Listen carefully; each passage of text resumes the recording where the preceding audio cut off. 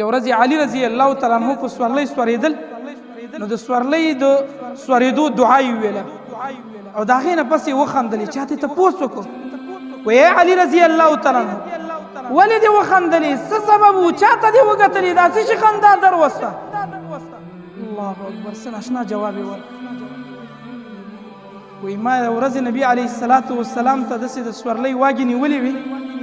د الله رسول سورلۍ ته وختل او دعا یې ویله او ویې خندلې وی ما په سورلۍ باندې ځکه وخندلې چې د محمد رسول الله په سنتو عمل وکړ د عام عادي سنتو چې په دې امت باندې لازم هم نه دی خو څنګه دې سینې سره لګولې دی حیران به شي ورته د داسې خلکو نه به ته دا توقع وساتې چې دوی به د محمد رسول الله په نورو امورو کې نافرماني وکړي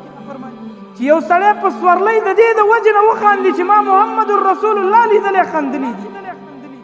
هغه به بیا په نورو امورو کې نافرماني وکړي هېڅکله یې نه شي